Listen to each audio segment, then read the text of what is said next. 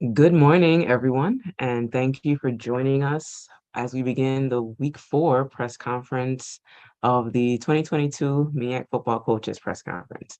I am Karen Carty, the Assistant Commissioner for Strategic Communications here at the MEAC, and I will serve as the moderator for today's meeting. Before we hear from our coaches, we will hear from Jeff Cunningham, the MEAC's Director of Strategic Communications, who will provide us with a recap of this week's MEAC notes. Jeff? Thank you and good morning. MEAC Football Week 3 saw the conference win 4 of its 5 games, highlighted by North Carolina Central's 45-27 win at number 25 New Hampshire, the Eagles' first win over a ranked opponent since 2016, and their first 3-0 start to the season since 2006. Elsewhere, Delaware State defeated Virginia University of Lynchburg 35-19 behind 134 receiving yards and 2 touchdowns from Jerish Halsey, while Howard defeated Morehouse 31-0 to win the HBCU NYC Classic at MetLife Stadium. And Morgan State gave head coach Damon Wilson his first win with a 24-9 victory at home over Sacred Heart. In other action, Hampton defeated Norfolk State 17-7 in the Battle of the Bay. Coppin State has won its last 7 volleyball matches after defeating Eastern Michigan, Liberty, and Radford this past weekend. And Delaware State extended its win streak to 10 before falling to West Virginia in 5 sets. The Hornets are now 10-3 on the season, while the Eagles have improved to 9-6. Conference play begins on Friday, and be sure to check out MEACsports.com later today for the volleyball players of the week. Delaware State won its cross-country season opener this past weekend, taking both the men's and women's team titles at the DSU Sting Invitational. That race took place at the Delaware State Outreach and Research Center, the site of the 2022 MEAC Cross Country Championships at the end of October. Delaware State's Devin Smith won the men's race, while Morgan State's Rachel Field took gold in the women's race. For more information on the MEAC and its 14 sponsored sports, as well as how to join the MEAC Nation Association, visit our official website at www.meacsports.com. You can also follow the MEAC on Facebook, Twitter, Instagram, and TikTok at MEAC Sports, and subscribe to the MEAC Digital Network on YouTube. Thank you, Jeff. Before we begin with the question and answer portion of the press conference, I'd like to remind you that to ask a question, use the raise hand feature in Zoom, and when acknowledged, please state your name and indicate the media outlet that you are representing. First off, we'll begin with Howard head coach Larry Scott. Good morning, Coach Scott. How are you? Good morning. How's everybody doing this morning? Doing well. Can you start us off with an opening statement about Saturday's outing in New York?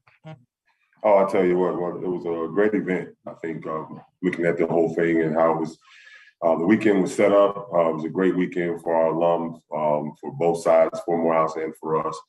Great experience for our kids to play in MetLife Stadium. It's an awesome venue to play in. And just the whole day, the support. I think they sold over 35,000 tickets, and they stayed in there, and they were there the entire time through the first half, second half, and it was a great experience for our football team, and happy we came away with a win. Awesome, Coach. You have an open week this weekend. So what'll be your main focus this week? For us, just to get healthy. We've played 4 straight games on the road, gotten home at 7:30 in the morning, 4:30 in the morning. Kids have to turn around and take care of their academics, go to school, and all those type of things. So just kind of rest up a little bit, heal up. We'll have 3 or 4 good work days in here during this bye week. Give the guys some time away over the weekend, just to kind of heal and step away from a little bit before we get ready to get back into it to go play. Yeah. Awesome, Coach. Those are the questions I have for you. We'll now flip it to the media for questions. All right, looking for any raised hands for questions for Coach Scott. Mr. Foreman. Good morning, Coach, and congratulations on the victory. Thank you. Good morning.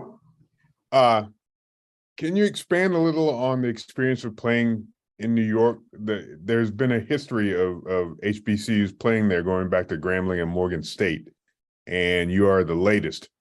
What was your overall takeaway from what happened up there? Just playing, the atmosphere, the whole thing. That we have some alumni gatherings and functions, and being able to actually get into some of those rooms and have and speak with some of our alumni about the state of the program, where we are, but more importantly, kind of where we're going. So it was all encompassing, to have all those alums together. Again, in that environment, we had 3 bus loads of students. Leave at 6 a.m. to come up and support the team and be there. So for us, it was kind of galvanizing too as well. And then to have New York City, the media market of the world, basically, and 2 great brands together there for a weekend, I think was very impactful for all of us, for just not Howard and Morehouse, but for our culture as a whole. Thank you. All right, James Hill. Hey, good morning, Coach. I hope you and everybody on the Hill are well. Congratulations on the victory. Can you talk a little bit about being able to get out and score a lot? 31-0, a shutout. Mr. Williams goes 21 of 27 for 216 and 2. And then also on the defensive side of the ball, you guys really shined. Well, let's start on the defensive side. I was really, really pleased with the way those guys stepped up. We had 4 starters out in our secondary. Had a bunch of young guys that hadn't played a lot of football, back there on the back end, and did a really good job, and had a lot of guys around them stepped up, elevated, kind of raised their level of play, and to go out there with missing 4 starters and pitch a shutout was a pretty good showing for our defense. So I was extremely happy with them. And then just happy with overall the offense and making some adjustments, first half adjustments to what we were getting, and some things that we hadn't seen and different things like that. And the kids did a really good job with the adjustments and came out and played hard, played together, and executed at a high level. Therefore, you saw the 31 unanswered point swing. Coach, the foundation you're putting in your Bison's program, just talk about it, is starting to pay off. I mean, guys get educations and guys are improving every week. That's been the focus, is each and every week, take all of the experiences and continue to build. We're getting there. And I think they're starting to see a little bit of the fruits of the labor, of the buy-in, of the trust. And now that we have some time to get healthy and get everybody back in the fold, I think they're excited about what we can do and who we can be, as long as we stay, consistent, continue to work, continue to believe and trust each other in what we're doing. They know that they'll have a chance to be really competitive as we get close to conference play. Thank you, sir. Have a great week. Thank you. Appreciate it. Dr. Cavell. Good morning, Coach Scott. Good morning, Doc. How we doing? I'm doing well. You all were the ones in the Classic in New York. Sounds like all went well. Yeah. I mean, all went well, and we learned a lot about our football team. And I think we're very pleased, obviously, to step away with a win. But more importantly, and I'm going to express this to our team, is how we won is a big deal, too, because that's a big step in our growth process. Let's talk about some of the individuals in terms of how you won, specifically from the running side of the ball. Antoine Murray had 116 yards, 8 carries, and 2 touchdowns. Talk a little bit about what he brings to the table. What makes him as talented as he looks? He's an explosive, big playmaker, receiver. He's a guy that runs really well, runs good routes. He's smart. Savvy, is starting to really do a good job diagnosing coverages and attacking leverages and doing all those type of things. He's really become a really good student of the game. And I think the work that he's putting in the classroom and taking care of his body, and then the work that he's putting in the meeting rooms are starting to translate to the field. So you're starting to see his production be what he's very capable of it being every week.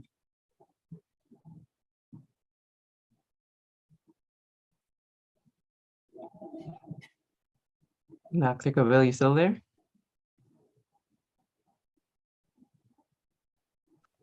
looks like he's having some technical difficulties, so we'll jump ahead to Orlando Hughes. Hey, Coach Scott, how are you today, brother? I'm doing well. How are you? I'm doing well. So at the game was there, great experience to see your Bison taking on the Maroon Tigers. What was going on in the first half with you guys? It seemed like you started off slow. And we use the analogy in our broadcast. It was like you are the big brother. They kind of punched you and were moving the ball around. And then at the third period, it was like, that's it. You came after them defensively and offensively. It looked like you exposed their linebacker situation. Like, what was going on in the first half, and what did you see like towards the end of that third quarter that really blew the game open? They were, they had really done a good job mixing up some looks and creating some movement with stunting and, a lot of pressure, double-edged pressures and different things like that they were bringing in the first half, roughing our edges a little bit, which had the guys kind of hesitant up front and, not playing all in sync with some of the movements and different things like that. So just a couple, second half adjustments with some of our schemes and different things like that, kind of cleaned that up for them to allow them to go out and just play fast and physical up front, which got the run game going, which we know when we got that going that we could bring our perimeter and passing game along really quickly. And we were able to hit some quick strikes with that. Once we shored up some protection things and got our edges solidified, we were able to make those adjustments and go out and execute at a high level. And then I think, defensively, we, made a few adjustments there. There's some things that we were doing to make sure we took care of the quarterback a little bit better. And therefore, you saw some positive results. And the last thing, Coach, you had an opportunity once it came out of hand. You put that freshman running back in there, and who was just like a cheetah down the field, and you got a chance to see your young players get some exposure in front of their family and friends up in New York. Yeah, I mean, that's the whole thing, right? You want to, as much as you can for morale purposes and development purposes, you want to be able to put those young guys in those situations in meaningful time periods too during the game to really get, get their feet wet and feel what it feels like, the game speed and what it's like to be out there, especially in an environment like that. These are all great experiences too, right? This is a memory of a lifetime. For a young man to go into MetLife Stadium and have an opportunity not to just be there in uniform, but to actually contribute and play is something that he can, hold on to that'll become a memory for him of a lifetime that he'll always be able to share with his friends and kids and all those things one day. So sometimes it's bigger than football when it all comes together like that. All right. Thanks, Coach. Congratulations again. Appreciate it. Dr. Cavell, I see you're back. Yes, just wanted to follow up, apologize on that. Asking about the defensive side of the ball, who were some of the standouts on the defense? I'll tell you what, up front, I think Damon Brokenberg, and he didn't have a lot of numbers. I think he was very disruptive on the edge and those type of things. And when you got to account for that guy that allows other guys to, run around and make plays. I thought both our linebackers were very active. Christian White, Terrence Holland were really active, and it was really happy with the play of a true freshman, Kedrick Green, that got an opportunity to go in there and start at weak safety for us. First college action and those things, and played the bulk of the snaps there with us having, a lot of guys out on the back end. And then Ron Williams, who's also been a reserve guy for us, special teams guy stepping in and getting the start this week and making some really good open field tackles and things like that. Did a really good job as well. So just happy that, we were able to put those young guys out there in that situation and have to play that type of football in that arena. And they did a really good job. So very pleased with that. Last question I have is what do you do during the open week? Balance, a little bit of everything. We love to recruit around here. We're recruiting staff, so we're going to get after that a little bit, recruit really hard. We're going to, give our guys some time to get healthy and those things. But, really the 3 work days, 3 middle of the week work days that we're going to have, we're going to really get after too a little bit out on the field and clean up and shore up some things that we need to get cleaned up. And then in the back half of it, just let guys get away, get, physically heal up a little bit and take some time away from it too before we get into the Yale work. So it's a balance, a little bit of everything. Thank you, Coach. Appreciate it. All right, the Yard, HBCU Sports. Good morning, Coach, and congratulations on your second shutout of your coaching career. Thank you. Appreciate it. Yeah, so kind of piggybacking off of an earlier question, where as it pertains to or referring to Eaton James and his performance on Saturday. I was going to ask you, your offense has looked a lot more balanced this particular season. Can you speak on the performance of your run game so far this year?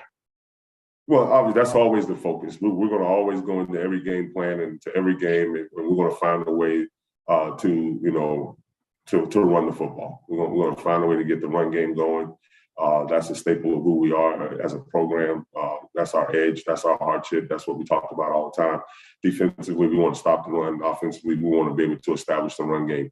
However we need to do that, whether that's through the use of the perimeter screen game or the tailback true run game or quarterback run game. However, we're gonna find ways to establish our run game, because then after that comes all the things that we like to set up and do with offensively in the passing game comes off of that. So that is a concerted effort on our behalf each and every week to find a way to establish some sort of run game. And so it's critical, and we got talented backs, so we want those guys involved in the game plan and an active part in getting those touches to create that for us.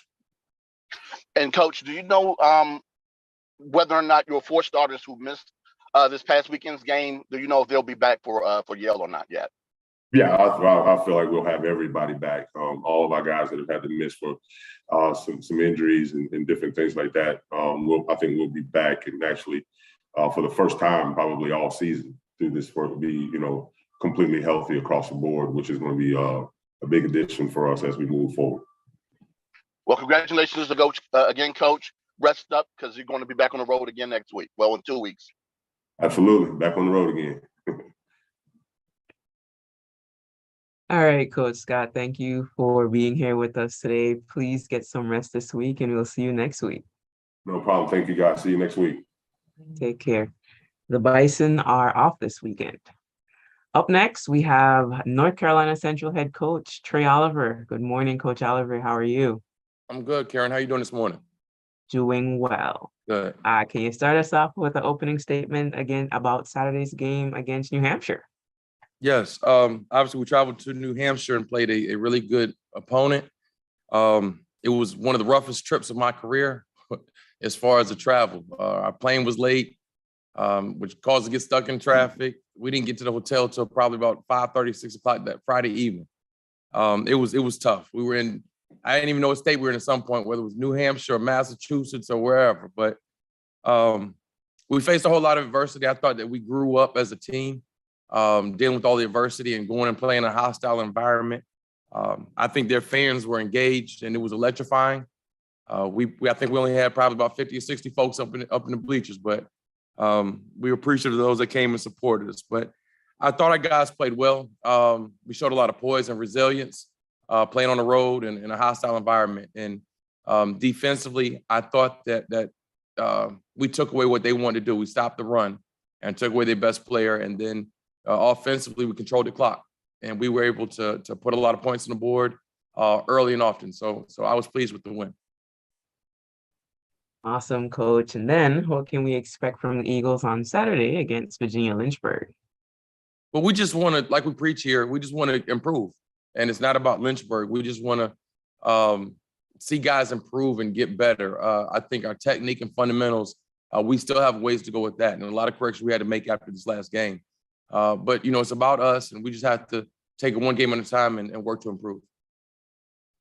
Awesome, Coach. Those are the questions I have for you. We'll now flip to the media, starting with Dr. Cavill. Good morning, Coach. Good morning, Doc. How you doing? I'm doing well. I know as a media person, not necessarily supposed to be excited, but I was excited about how the Eagles played in this matchup, top 25 team, at least at the time. Talk a little bit about what you were able to do with your defensive side of the ball, a team that passed heavy, obviously stopped the run, but fared pretty well in terms of what they were able to do against you all in the air. Well, I mean, we came in with the mindset that we had to take away their running game, and they had a heck of a run game, the way they try to attack you, on the perimeter as well as in between the tackles.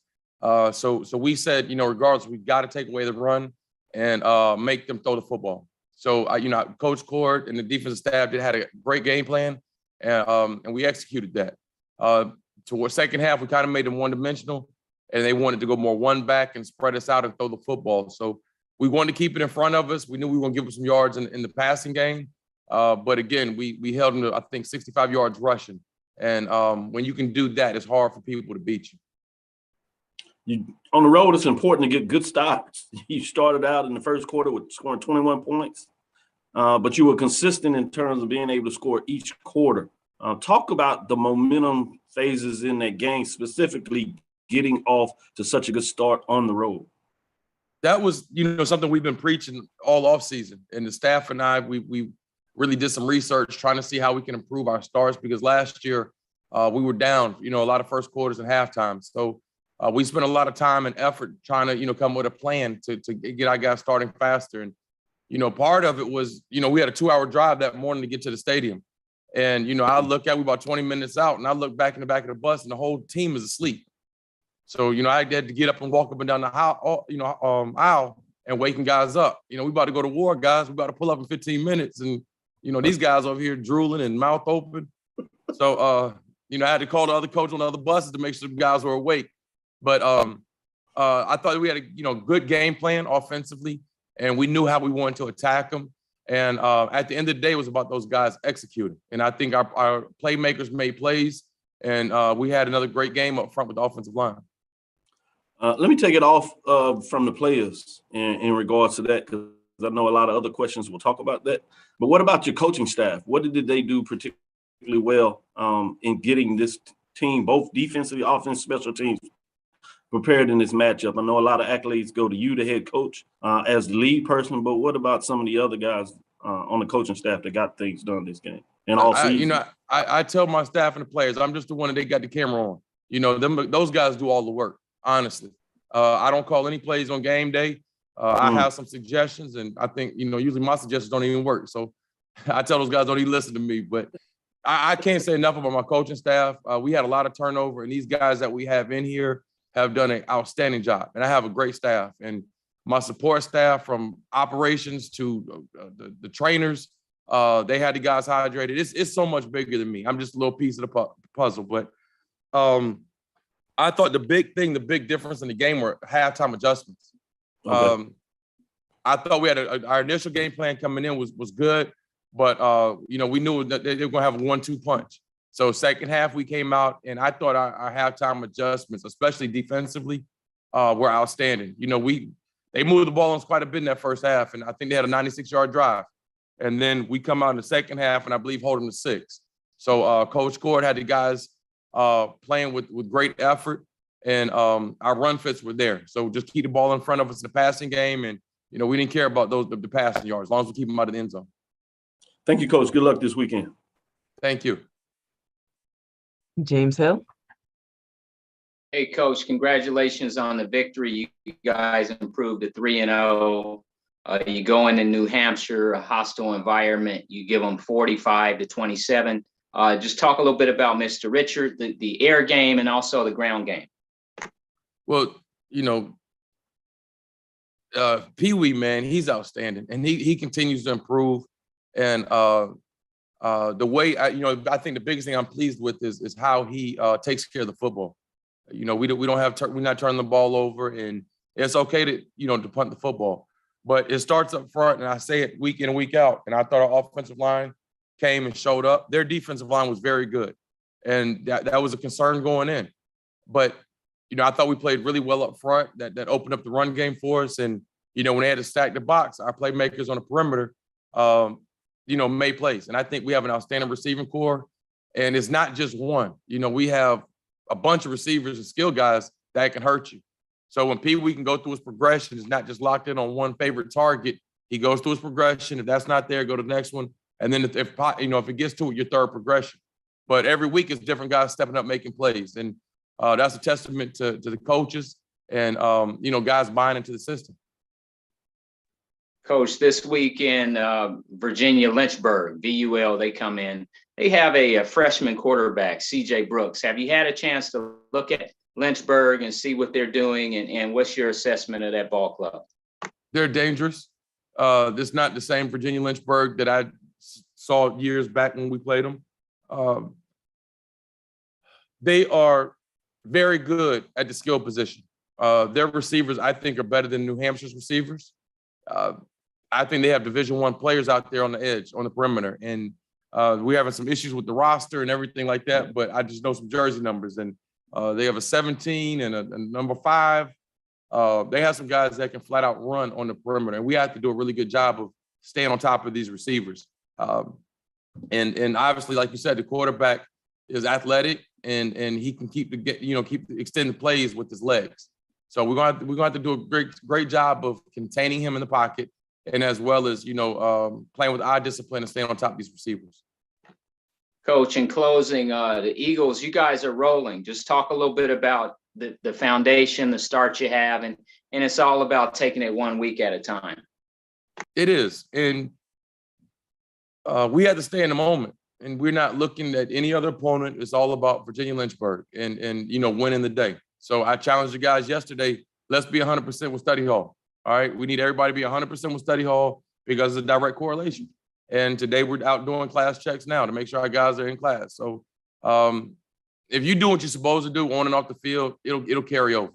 And I think that's what we've gotten the guys to buy in to the culture in our program about doing things the right way, whether it's on and off the field. But we're going to prepare for Virginia Lynchburg like we did the other 3 opponents. I mean, this is the biggest game of the year this weekend. Thank you, sir. Have a blessed week. Thank you. Mr. Foreman? Good morning, Coach. Congratulations. Like Dr. Gavil, I was pleasantly surprised to see the final score the next morning. Congratulations on that. You were surprised? I was, because I didn't know. I had no knowledge Saturday night. So the first thing Sunday, I said, did they win? Yes, they won. And you won convincingly. So from the margin of victory in a road game against a team like New Hampshire, it was impressive. I will say that. Your momentum at this point, can you say you're in the place you want to be? There's always room for adjustments and improvements. Are you in as good a place you can be at this point? I mean, obviously, this is the best we could be right now, being undefeated. But I was talking to people before the season, and I said, man, we could easily go 0-11 with our schedule, or we go 11-0. I mean, when you look at it, everybody on our, we have a tough schedule, and folks can come in here and beat us. So we have to be at our best and play our best and work to improve every week. But we're not, we're just getting started. And I appreciate the sentiments of you being pleasantly surprised, but I've been saying since we started this thing, we got a good football team here. And I truly believe it. And the sky is the limit. As long as we can stay humble and stay hungry, I think that we can make some noise later in the season. But, we're focused on this week. And like I said, they will have our undivided attention. Hey, to that end, you're not in your conference schedule yet, but it looms on the horizon. Do you keep your keel even in terms of let's get these 4 games out of the way and then we'll focus on winning our conference games, because you want to get that prize, but you just can't start to work on it yet? How anxious are you to play the conference schedule, or how patient are you to get to it? I'm not even thinking about that right now. We're just concerned about Lynchburg. And I think it's so much that goes on to being involved in championship talk late towards the season. We had to get so much better to play the teams I saw last year in our conference, and to be even in to mention a championship. We're not there yet. We're good, but I don't think we're a championship caliber right now. But at the same time, you don't wait until the championship game to become a champion. So we have to prepare for a championship every day. This is way of life. It's the culture. So like I said, we have to do things the right way as far as our work ethic is concerned and our approach to every game. So we're just concerned about Lynchburg. I'm not concerned about the conference schedule as of yet. Thank you, Coach. Again, congratulations on the victory. Thank you. The Yard HBCU Sports. Good morning, Coach. How are you? I'm well. How you doing? Man, outside of the fact that you've proven me wrong yet again this season, I'm doing well. Um, you said something earlier today about punting. That's something that your team hasn't necessarily done a lot this year because of late down, especially third down conversions. Can you discuss that and your approach to third and fourth downs this season? It's something that you guys have been converting at a very high rate. Right. That obviously we have to stay on the field and win on third down offensively. To stay, obviously, keep the chains moving, and defensively, we have to win, obviously, to get off the field. We spend a whole lot of time here working situational football. So whether it be in red zone, third down, being backed up, trying to come out from being backed up in the end zone, we work these situations all the time. So our guys are prepared for it. And to win third down, it helps if you win first down. So if you can run the ball on first down and gain positive yards, whether it be 4 or 5 yards, and stay ahead of the chains, you have a better chance of converting on third down. We were 12 of 15 this past week on third down conversion, which is outstanding. In the red zone, we were 5 of 5 converting. So the guys understand situational football. And again, that's, hats off to our coaches, for having those guys prepared. But for the season, our third down conversion has been outstanding. Red zone offense, we're 100% scoring in the red zone with only 1 field goal. So, the guys are locked into the situations and are executing. And of course, with this big win this past weekend, a lot of people, especially within the media, are high on Central as of right now. What are you doing, or do you feel as though that you need to do something or say something to your players to make sure that they don't feed in too much to the hype that's going on right now, to the current win streak that you guys are on? Well, back before over the summer when we weren't ranked in the top 10 in HBCU in Black College, we had the same mindset here. And I'm saying the same thing. We have a good football team. So it doesn't matter what the media says, whether they doubt us or now they, want to talk about how good we are. We don't listen to the outside world. We just worry about who's in the room, the 134 people that flew up to New Hampshire. Those are the only people that we listen to. We don't listen to how great we are now because, when we lose one, if we lose one, there'll be the same people that are going to be talking bad on you. So we appreciate any positive, kind words that anybody has to say, but we're not looking too far ahead. We're just going to win the day, and we're going to stay locked in and stay the course. All right. Yes, Coach, you do have a great team. Congratulations on your big win, and I refuse to fall victim to the banana in the tailpipe with you guys later on the season. Thank you. Stephen Gaither. Everybody took mine, but congratulations, Coach Oliver. And yes, you did tell us. And yes, I'm putting my poll in now. You're definitely way up high. So congratulations on the win. Great win. Thank you. Orlando Hughes. Hey, Coach, how are you? I'm well, Orlando. How are you doing? I'm doing well, Coach Oliver. All right, I'm not throwing shade at my colleagues, but I was listening to you guys driving home from the Meadowlands up in New Jersey. So we caught that score and definitely excited about it. But I wanted to talk about what is your offensive and defensive line are doing, because you guys dominated the ball offensively. You rushed for 205 yards. I think they had only like 60 or 70 yards.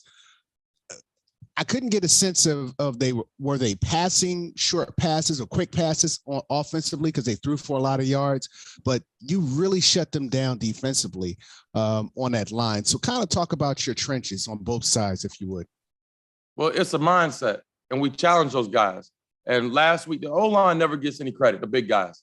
But, I gave all those guys a player of the game coin that we give out to our players of the game. So I challenged them. That's it. The offensive line coach, Coach Williams, challenged them. New Hampshire has a very good defensive line. It's probably going to be one of the better D-lines that we see all season. And, we have to be able to run the football. So what are we going to do? And these guys accepted the challenge and went out there and played a very, very physical football game up front offensively. Defensively, we had 2 of our starting D tackles out. They didn't make the trip due to injury. So we had 2 backup D tackles playing. But, Coach Cord, again, his mindset, it doesn't matter who plays. It's going to be a standard and a level that we're going to play at. So, I think it's more set a mindset of we've got to win up front. And it's not just something I come in here and say to you all on Mondays or Saturday after the game. It's how we live around here. We got to be physical up front and win the line of scrimmage. Got it, Coach. And one last thing there, you talked about injuries. That was the next question. With a matchup like this, how is your team today as far as health? Well, it's football, so we have some guys that are banged up, but we have more depth now than we had since I've been here in the past. So when we had these injuries in the past, we didn't have nearly as much depth. So we had some, down the line guys playing, but our down the line guys now can play a little bit. So I'm much more comfortable with our depth. But for the most part, we are relatively healthy, and guys understand their roles. And I think that's kind of a big thing nowadays. Or I might not be a 60, 70 snap player, but when my number is called, I need to be ready.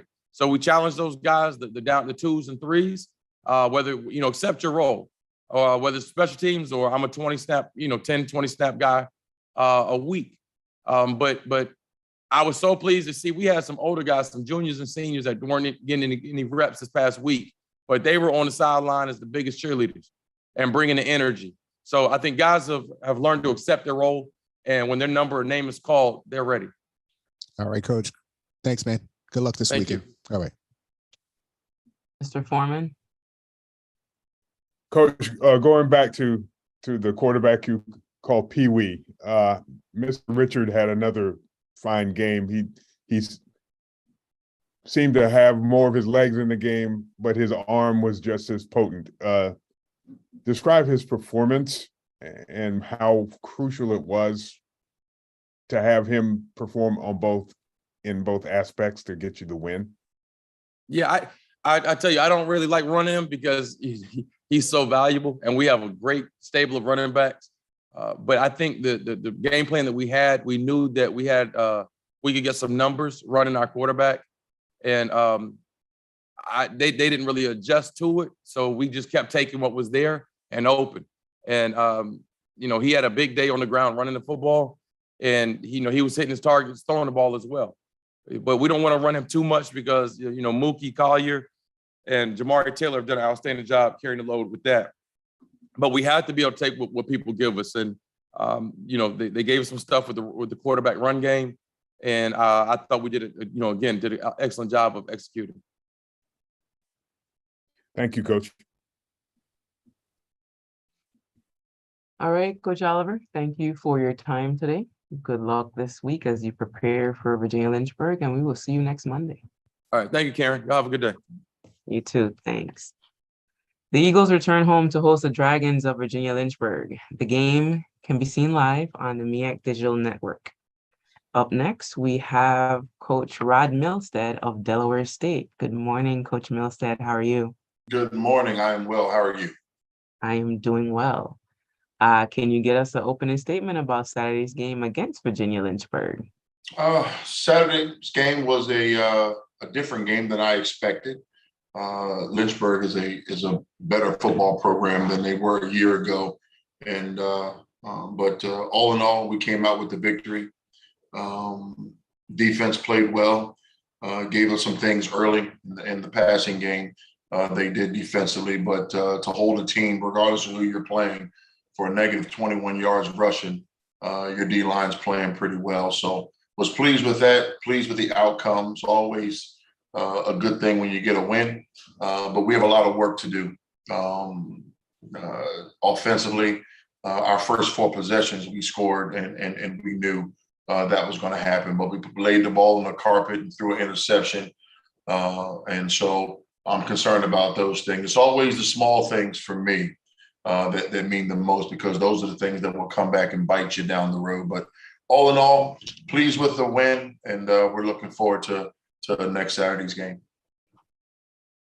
Awesome. Speaking of Saturday, you host Merrimack. What can we expect from that game? It's going to be a tough game. They do a lot of good things offensively. They have a quarterback that's about 6'3", about 215, that can sling it around. And if you saw last week's game, we had some problem with that early. So I'm quite sure that's definitely going to be in their game plan. But we'll be prepared. We're going to work all week long on our pass defense. But they got to put up an offensive line that can handle our defensive front. And we feel like we have a sheer advantage right there. Our guys are playing really, really well up front defensively. Offensively, it's going to start with our offensive line. Offensive line getting after their defensive fronts. They're not very big, but they're very, very active, and their light linebackers float freely a lot. They play a lot of man coverage, which is going to present a problem with our young receivers, but we feel like we have some things that's going to give us the best opportunity to be successful. Awesome, Coach. Thank you. We'll now turn it over to the media for questions, beginning with Dr. Cavill, who hopefully won't leave Coach like he did last week. Exactly. This is Dr. Will inside the HBC Sports Lab. I'm ready to report. I'm on. I'm ready. I got my workout like I said I would, Coach. Put me in the game. You talked a little bit about your defensive front and what they were able to do stopping the run. Obviously, negative yardage in the overall, I'm sure, in terms of college games with some sacks and pressures, but stop the run. But talk about your offensive line in terms of what they were able to do, specifically being able to get the run game going over 192 yards, 39 carries. That's 4.9. But particularly from Wade, who had 106 yards on 18 carries, almost 6 yards a carry. Talk about the offensive line and Wade in terms of running back, what he was able to get done in that game. Well, our offensive line is still coming together. They're getting better every week. They had a test 2 weeks ago against Delaware, which really showed me the progression of where they were from the first week 1 to week 2. I think they took another step again this week because this is the first week that we had a back over 100 yards. So I'm very pleased with the progression on how they're trusting the process and getting better weekly. Wade Eames is a special player. This game is so funny. If you remember, take you back last year during homecoming, and we're playing South Carolina State. Wade is the young man running down the sideline, and the ball's in the air, and he turns his head and drops it. That's the same guy. So seeing his maturity, seeing where he redeemed himself last year against Norfolk, he's the guy that ran the same play, the wheel route down the sideline, and he catches it the second time. So seeing his progression and seeing him take his game to the next level, I'm very, very pleased with the way he approaches the game. He's a student of the game, and he's bought in to my program and program model. So I'm glad to see him start to see the fruits of his labor. I do recall that. I'm glad you brought it back. In terms of the offensive line, the balance between being able to get off blocks so you can and push people around for the run, but also being able to be prepared to allow your quarterback to pass. How are you doing in terms of the mixture of the two? Well, I think we're putting our players in position to be successful. Okay. We try not to hold the ball that long. Have quick developing plays to get the ball out of their hand, out of the quarterback's hand quickly, to give our offensive line an opportunity to get a second block down the field. So we're just doing the things that fit our program model as of right now. As we go down through the season, I'm quite sure they'll feel more comfortable. The quarterback will feel more comfortable, and things will probably change going in a different direction in terms of holding the ball a little bit longer and holding their blocks a little bit longer. But so far, they've done well. I'm not going to say that in public too much because I don't want them to get complacent.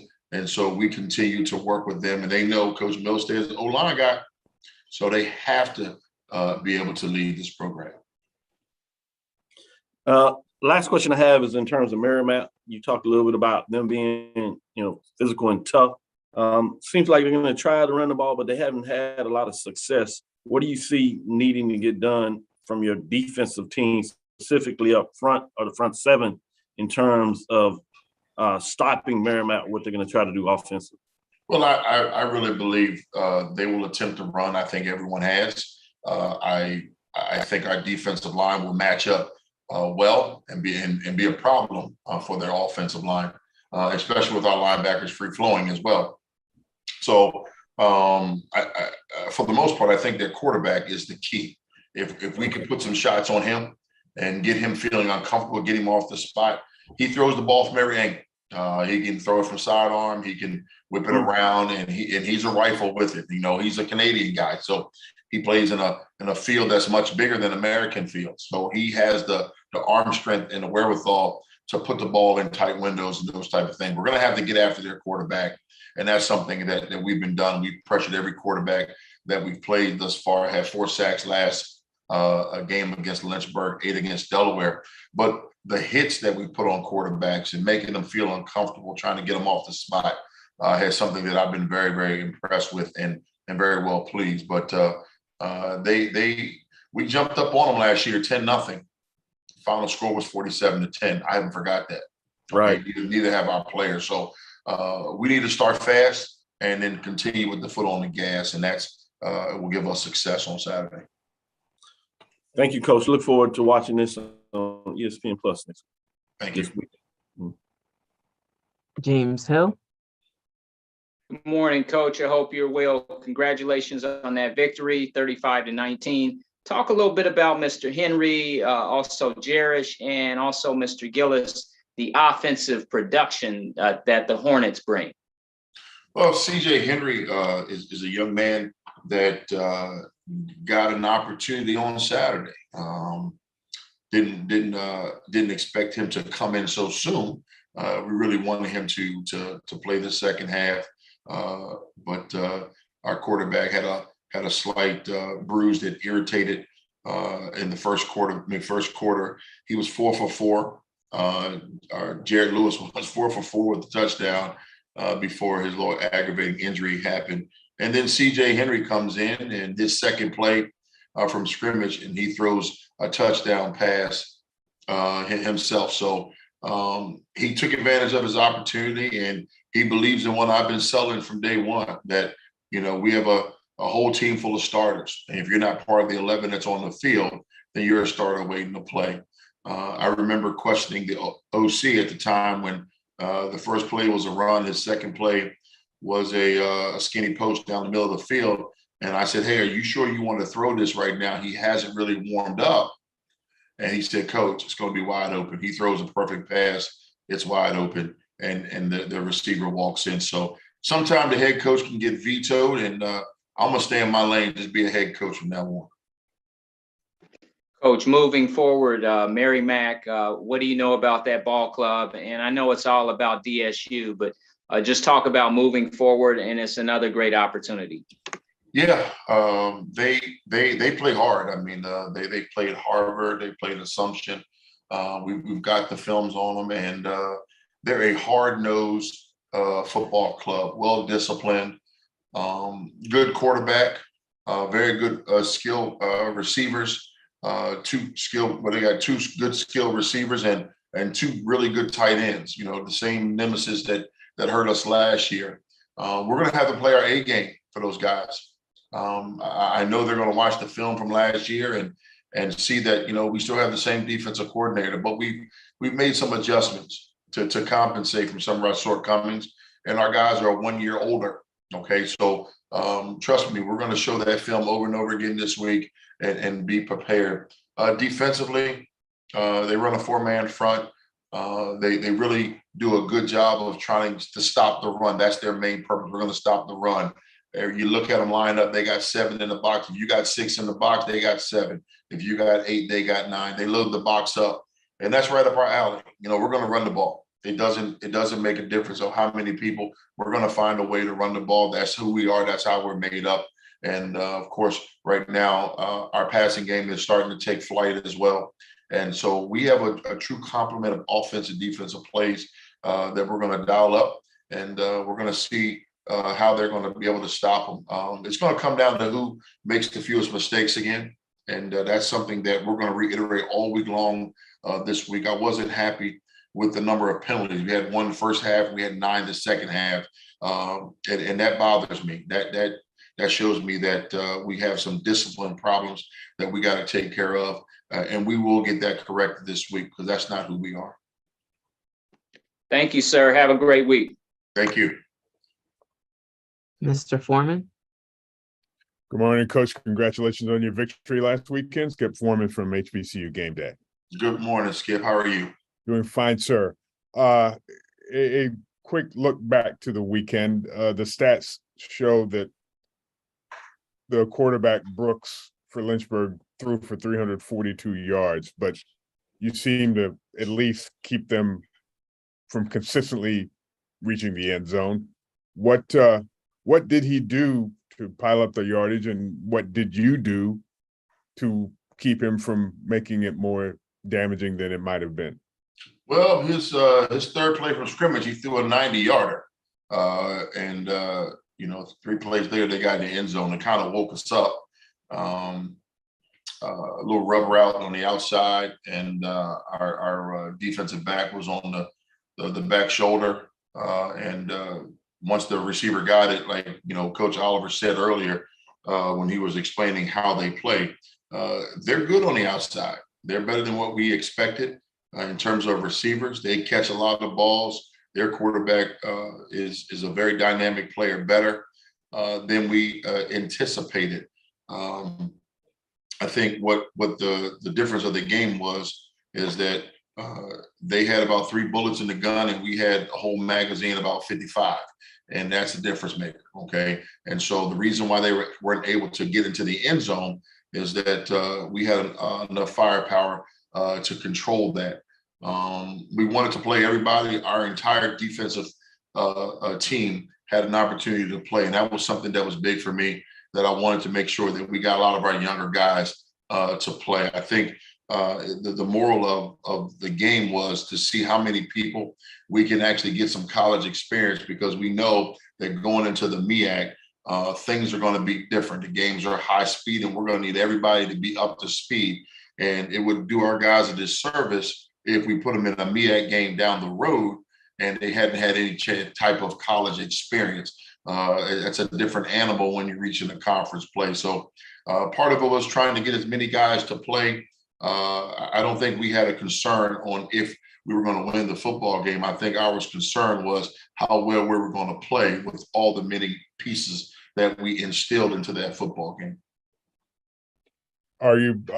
Does this carry over now into the upcoming game against Marymount? It doesn't change. I mean, the game plan is going to be the game plan. It doesn't change.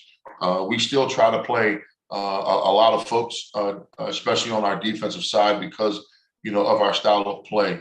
And Coach Kramer, our defensive a defensive coordinator, wants to make sure that your first time playing is not during the conference series. So Merrimack poses some problem. We realize that. I mean, we've come up the short end of the stick twice with these guys. I think the first game was 28-21, 47-10, and then we're playing them again a third time here. So definitely want to level the playing field, and it's always good. So far, we're 2-0 at home, and we want to protect our home field advantage. And that's Merrimack. My apologies for that. And again, thank you, Coach. I appreciate it. Thank you. All right, Coach Milstead, thank you for your time this morning. Thank you for being here with us, and good luck this week. Thank you. Take care. The Hornets host Merrimack at 2 p.m. on Saturday, and the game can be seen live on the MEAC Digital Network on ESPN+. We're now joined by Norfolk State head coach Dawson Odoms. Good morning, Coach Odoms. How are you?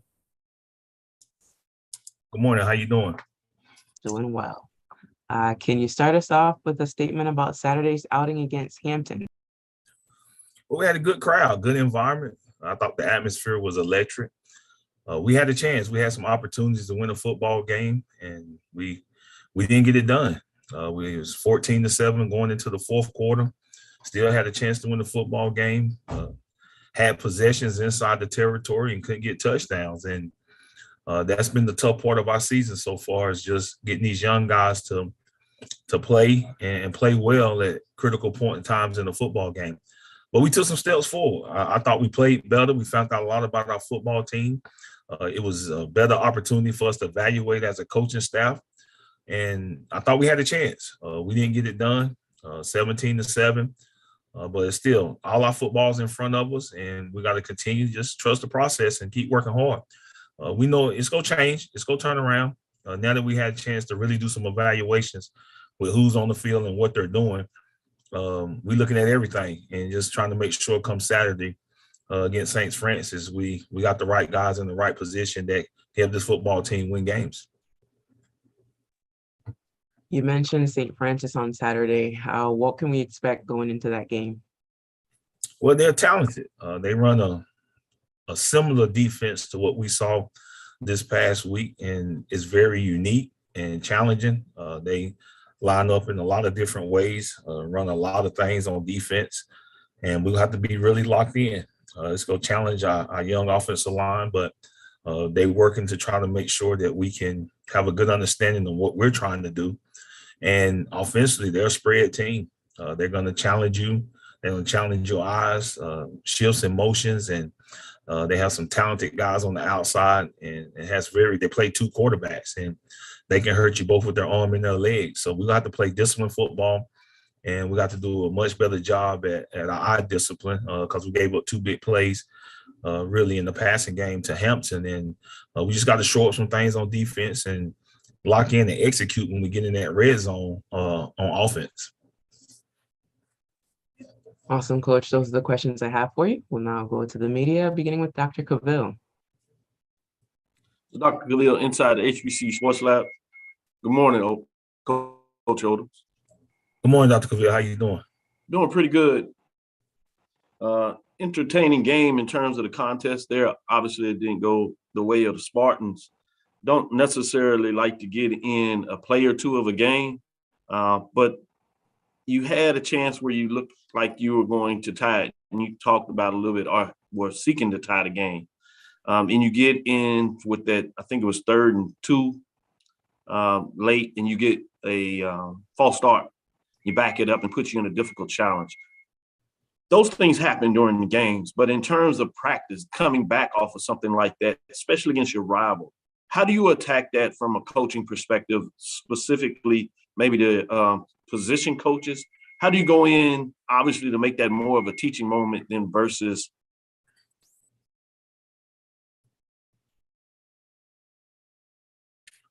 Well, I think you got to be locked in. I think all the players got to be locked in to the snap count. I mean, you know when the ball's going to be snapped, and you know those pre-snap penalties really, really shoot you in the foot. I mean, it hurts you. So it took us from 3rd and 2 and ended up 3rd and 7.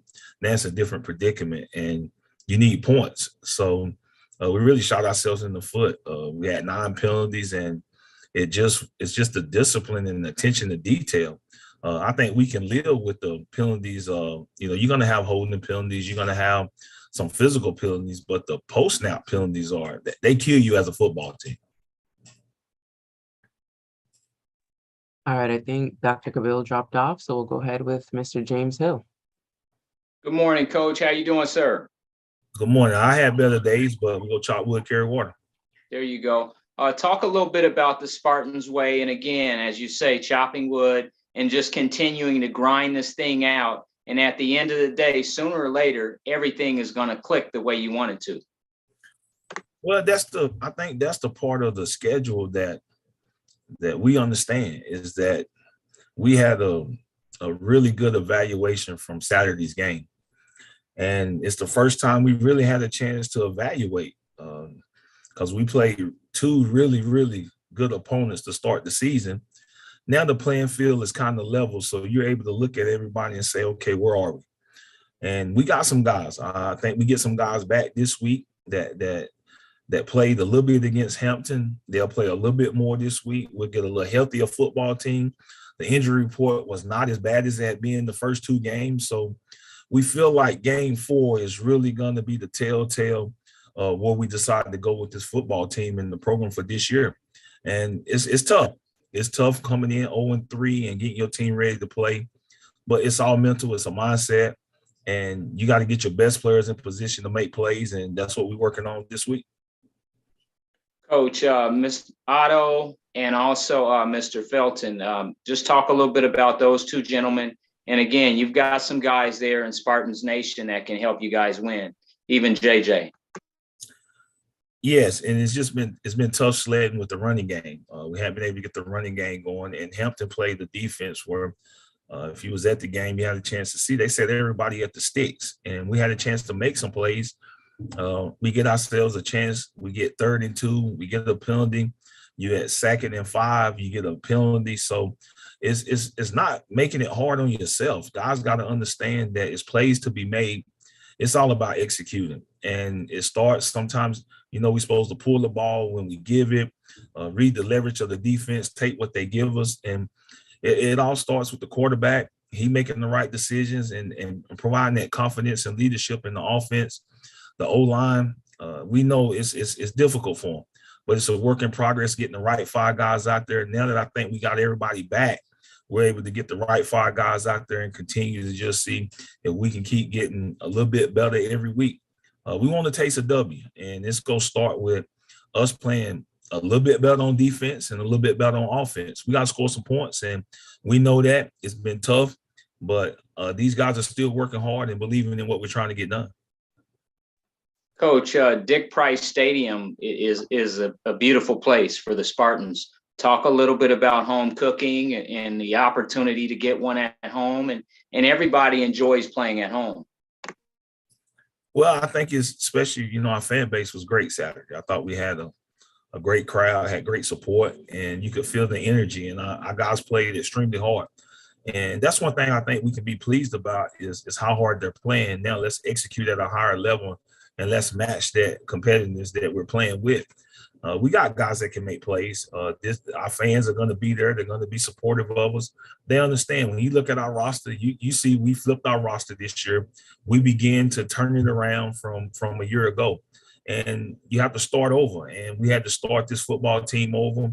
We got here late, so that was our first recruiting class. So this is really year one for us in looking at flipping that roster. So we really a year behind in our recruiting, but that's okay. This is the hand that we're dealt. Our guys ain't making no excuses. We just got to play better by practicing better, preparing better, and doing the little things right. It's a good football team. And like I told them, everything we got is in front of us. We playing a lot of preseason football games, and one thing about it, we don't have no gimmies this year. We got to go out and play every week. We don't get a bye week until sometime in October. So ain't no bus landing with more players. This is what we got. This is coaching staff we got. We got to work hard and keep grinding and believing in the process, and we believe success is around the corner.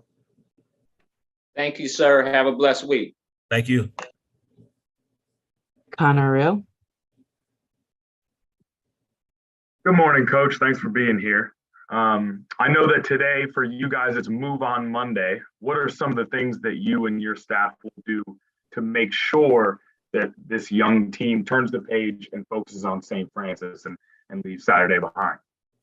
Well, that's part of the mental process that we deal with. Like I tell guys,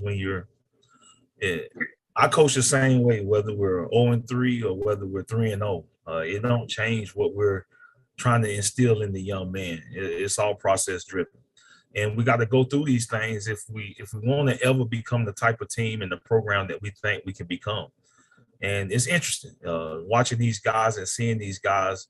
Usually when you face adversity, you find out a lot about your football team and the character of your football team.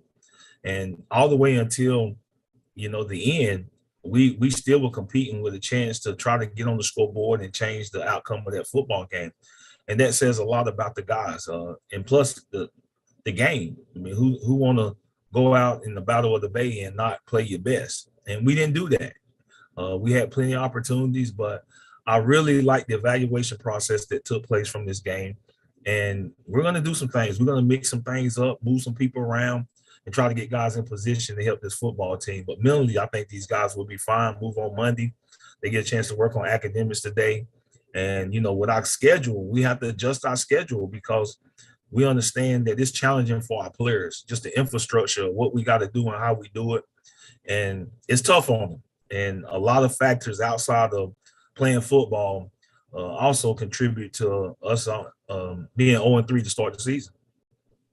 And you talk about how you finally got a chance to really evaluate the team. In that evaluation, were there any guys or units that jumped out to you on a positive side that you maybe didn't expect before going into the game? Well, exactly. I thought defensively, the guys, they gave us a chance to win the football game. A guy that stepped up and made our 2 linebackers play really, really well in that football game. And Joe White, a safety for us, came in and made some plays. So these guys, they competed at a level. When when things were getting tough for our offense and they had to go back out there on defense, those guys showed the energy and excitement that it takes to be dominating. And we're going to continue to get better defensively. We're going to get better offensively. It's just a matter of getting the right people in the right seats on the bus. And I think we were able to do a true evaluation of who those people were and what seats they were in as we continue to move forward with this program. Yeah, and when you talk about the youth, you made a very specific connection, I thought, there to youth and inexperience and not being able to finish both games and drives. Can you expand on that? What is it about youth that makes it specifically difficult to finish off the drive or finish off the game? Attention to detail, just being able to focus in on your assignment and understanding situational football and just being better prepared for it. I think we got to do a better job as coaches of making sure that these guys are prepared for the situations that they're going to encounter so that their execution have a chance to go up.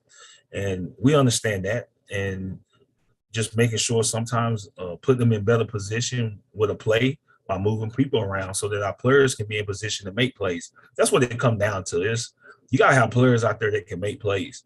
But it always starts with our O-line and D-line. If they're doing well, we're going to have a chance to do well.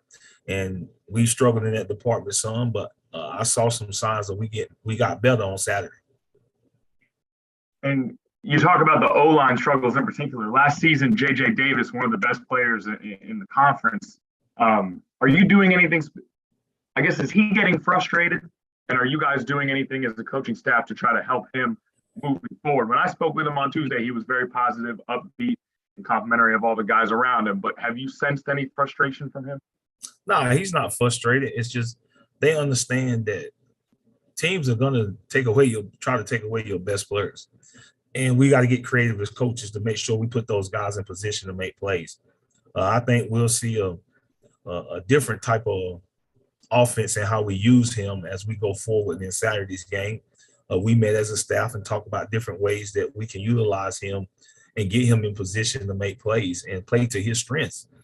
We also got some receivers that we feel like can make plays, but we saw the defense they was playing. They put everybody back 7-8 yards. It's kind of hard to throw the ball, when you got guys sitting off 7-8 yards.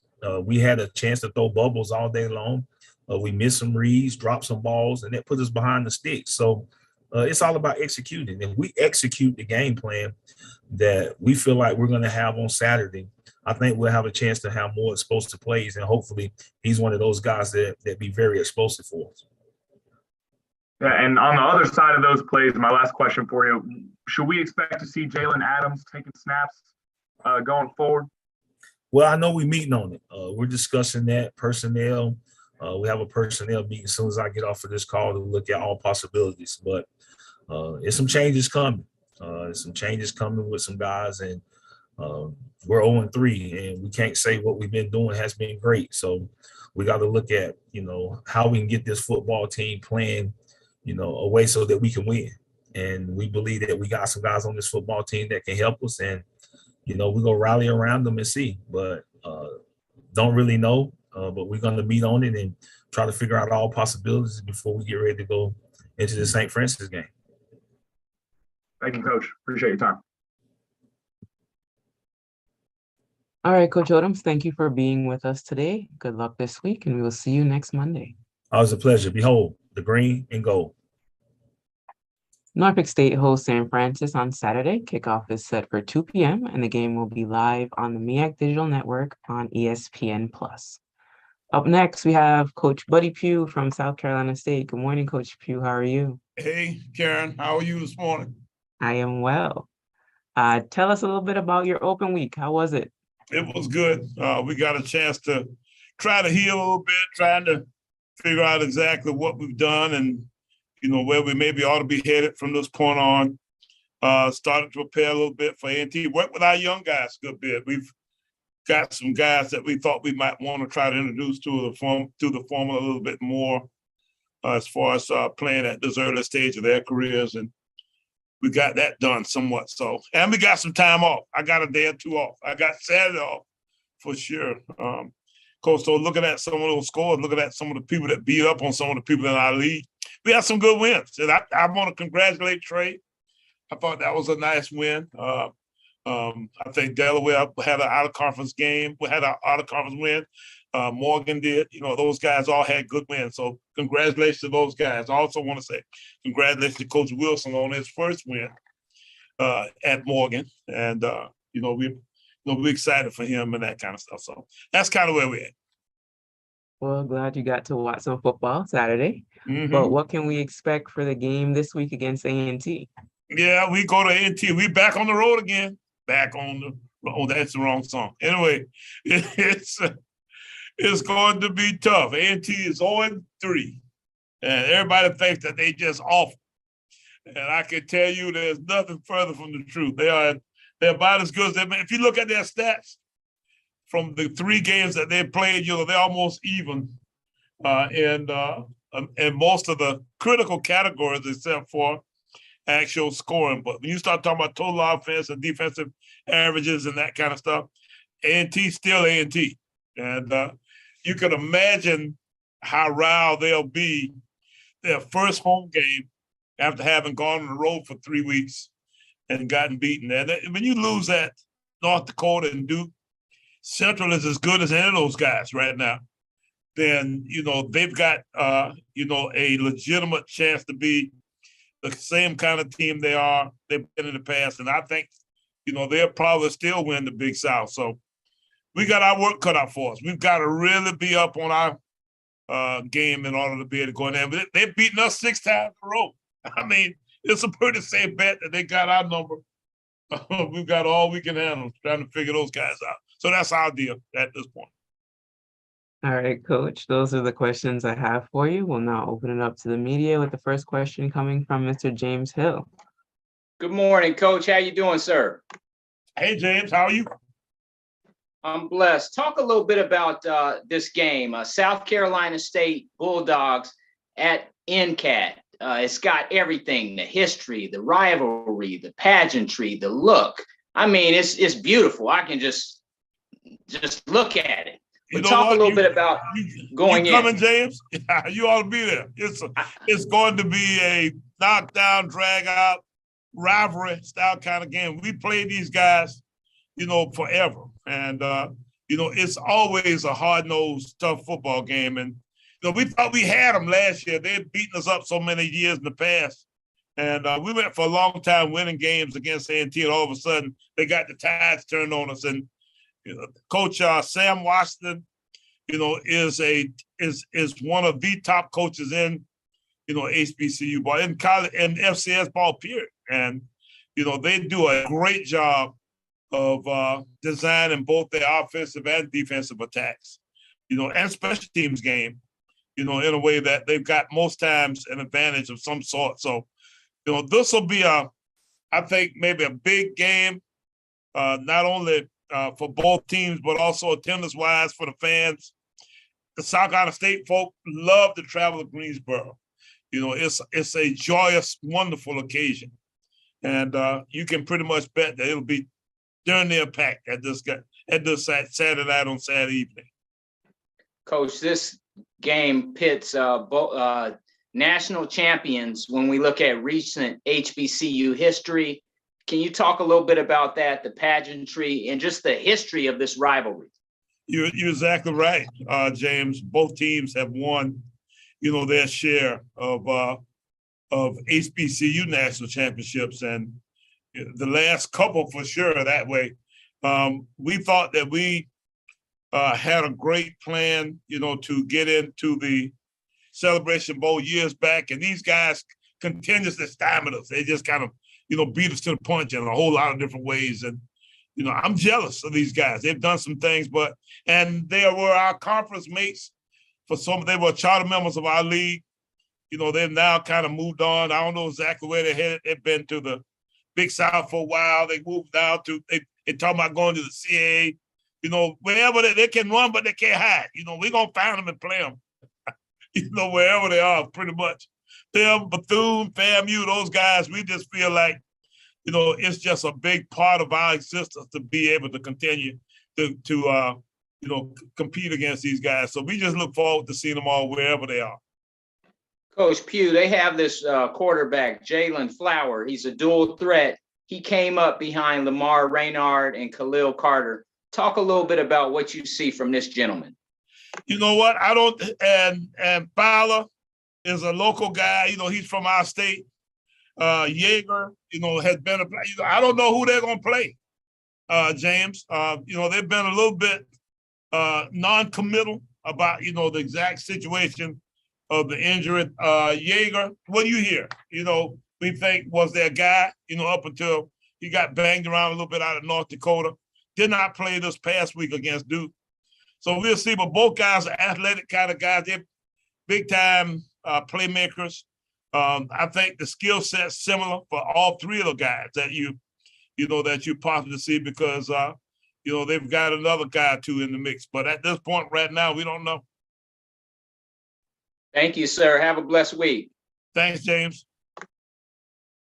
Dr. Cavill.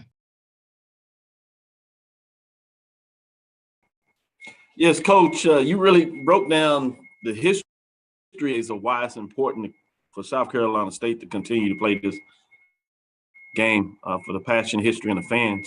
Talk a little bit about the matchup in terms of what do you expect and what are you seeing on film this year in this version of the Aggies of North Carolina A&T? You know, it's always a game of any kind of advantage you can find. You know, we all hunting any kind of little something that we can kind of hang our hat on as far as ways to, you know, gain some sort of advantage. And it's been in the kicking game a good many of those games. They get a play or two somehow or another and make a play. We faked a field goal last year at the end of the game. And we were going for the tie there, and we lined up and thought we had it. It didn't quite execute it. Didn't make the play, and they ended up winning the football game, kept the football away from us for the remainder of the time that way. But, you know, back 6 years ago, you know, we faked a punt right at the end of the game. We were up by a couple points and still hadn't quite figured out exactly what happened there. But I tell you, you know, that seemed to have started it all. From that point on, we've been cursed. we've been trying to figure out exactly what happened. And so we're trying to figure out, I guess we've got to win a game at A&T again. We gave them a game in Orangeburg years back, and it's our job now to go back and take it back from them up in Greensboro. So the pain that we felt for all these years that we've had, you know, this last run of theirs, you know, is one that we got to figure out how to, you know, see if we can go up there and take back on our side. Thank you, Coach. Look forward to this matchup. Thank you. Appreciate you. All right, Luke Williams. Hey, Coach Pugh, good morning.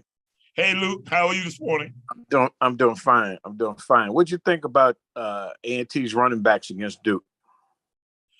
Shoot, that 33 guy, man, is a guy. He's rushed for about 100 yards about every game. Tootin is his name. I can tell you that they've gotten about as strong of a running game in the last, and you know, even now, Luke, they don't necessarily have a difference in numbers as far as in the 4 games that in the 3 games they played.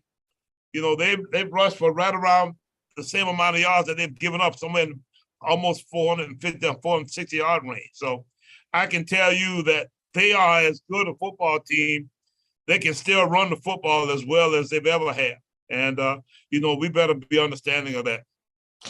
Coach, you mentioned Fowler and Yeager, but they also played a freshman. I think that's the third guy you're talking about, Brick Handler. Mm-hmm. Do you have to go in kind of handicapping what you're going to do against any of them? I think he's a true freshman, but he played about half the game. It didn't turn the ball over. And put the ball on the receiver's hands several times that they didn't pull it in. So, which one do you prepare for? I don't know if you prepare for one above the other, Luke. I think we they are all similar skill set wise. You know, none of them's a great runner, but they're all decent athletes, and they can all throw the football around pretty well. So the good thing about it is they're not like one guy's a great runner and not quite such a good passer and vice versa. So, you know, I think that makes it a little bit easier for us to prepare for them. But we got no clue right now exactly what's coming out of their camp. as far as which guy they'll play on Saturday. And in terms of your guys, what's it going to take to get Fields? I know he sometimes can be a little inaccurate. I had a great game in the Celebration Bowl.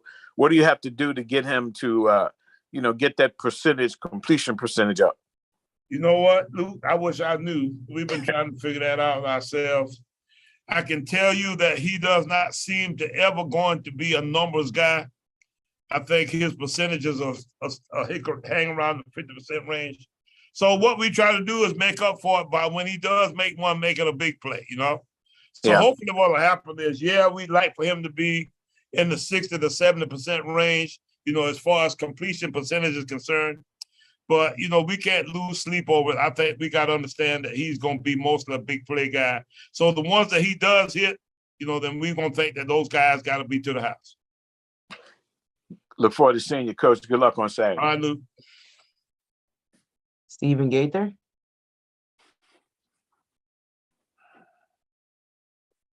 Coach Pugh, how you doing today?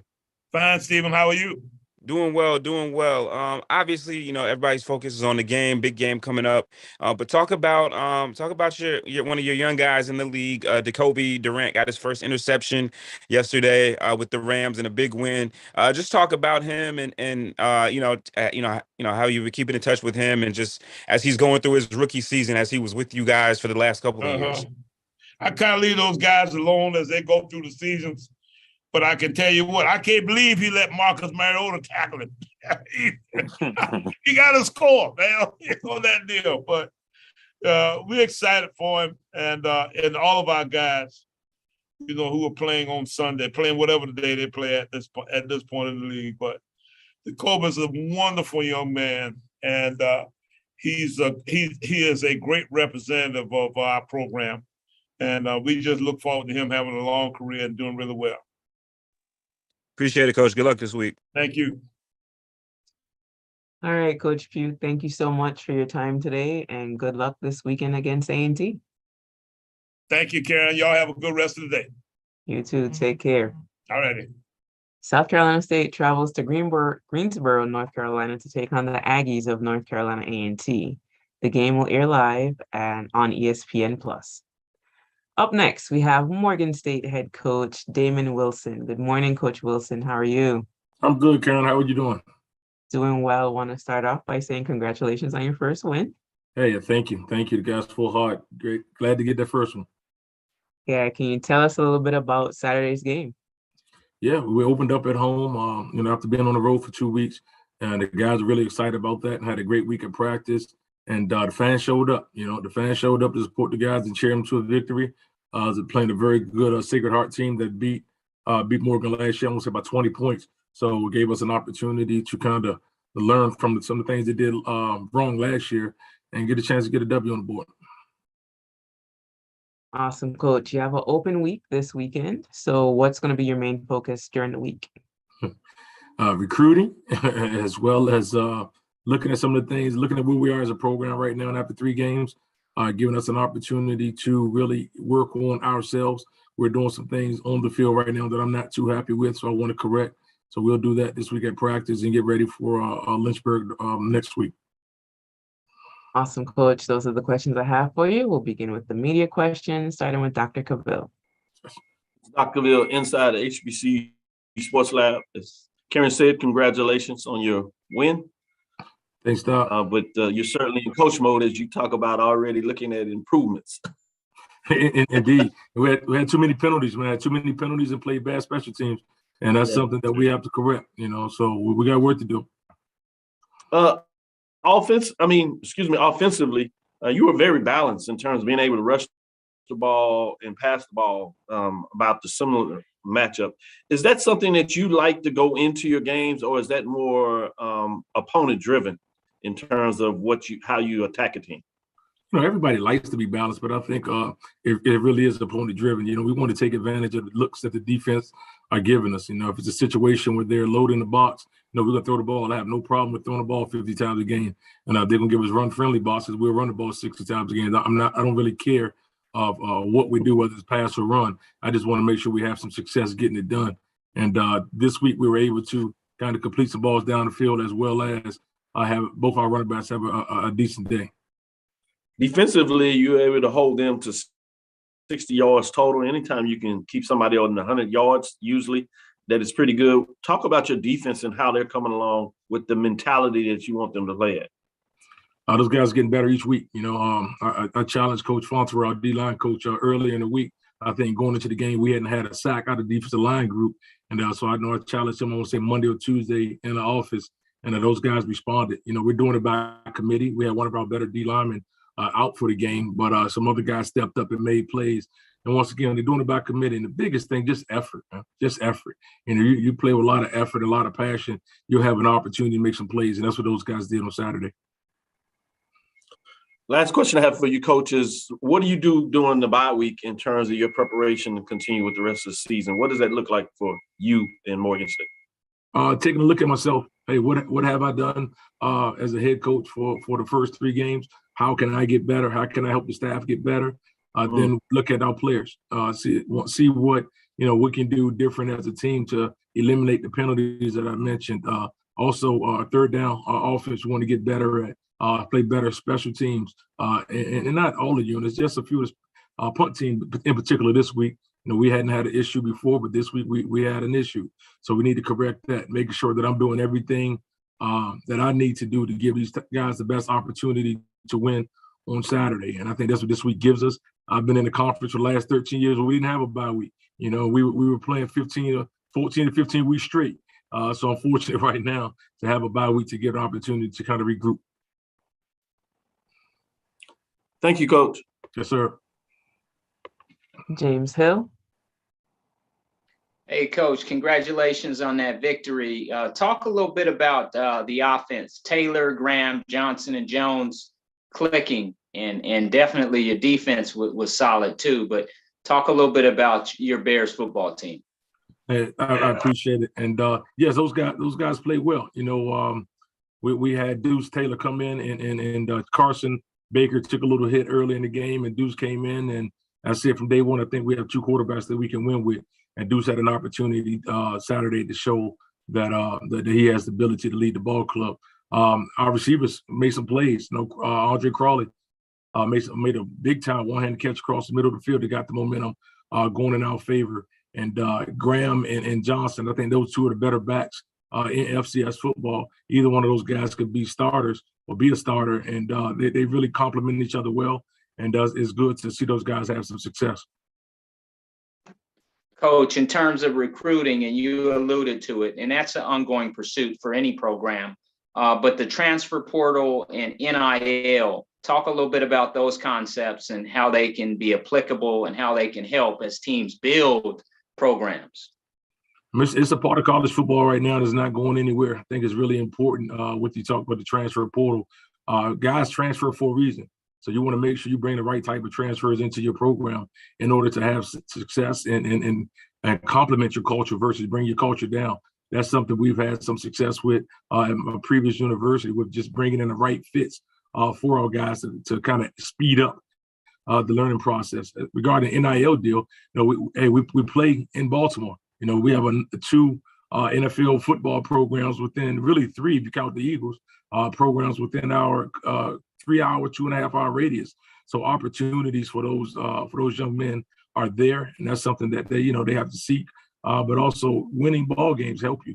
No one is trying to support or create a deal for someone that's not successful. So if we're successful as a football program and you're successful as a player, that may open up some opportunities for you. Coach, you've been super successful at Bowie, and now you're up the Beltway, so to speak, in Baltimore. Talk a little bit about what it's been like for you so far, and obviously, you're flipping the script. Now you got your team winning. It's been interesting, man. I haven't been in a situation where I had to really learn 100 new players within a short period of time, and learn the staff on campus and learn the community. So I've been spending a lot of time just doing that. And I have a great coaching staff put together, and they've been putting a lot of emphasis on the X and O portion of it, which allows me to do some administrative things that I need to do that I think will pay dividends down the line. But it's exciting. That campus was moving and grooving on Friday before the game, and then Saturday during the game. Man, the student section was unreal. It was really good atmosphere, and I'm looking forward to continue to build that at Morgan State. Thank you, sir. Have a blessed week and congratulations going forward. Yes, sir. Thank you. Stephen Gaither. Good morning, Coach Wilson. How you doing? I'm doing good, brother Gaither. How you doing, buddy? Doing well, doing well. Wanted to ask you, obviously, you had the home game last week, and then, your bye week this week. I know you're talking about getting in the community, but obviously, recruiting is going to be big for you guys. Like you said, you came in late heading into this season. As you're looking to get a full complement of players for your 2023 class, just talk about the opportunity that this presents you guys to get out on Friday night and really kind of saturate the Baltimore, Maryland, and all of that area that you guys have out there, especially coming off of a win. What this does recruiting wise for you guys. Hey, Steve, it's great. We had 215 recruits at the game this past week from the local area. So we're not going to be a secret. We're going to really hit the DMV area hard in recruiting.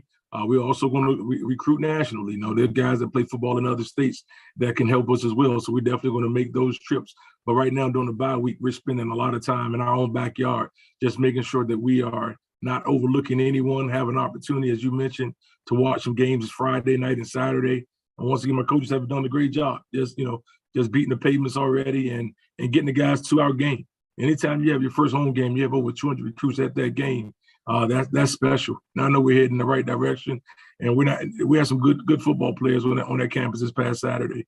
And I'm glad they got an opportunity to see which direction we're moving in.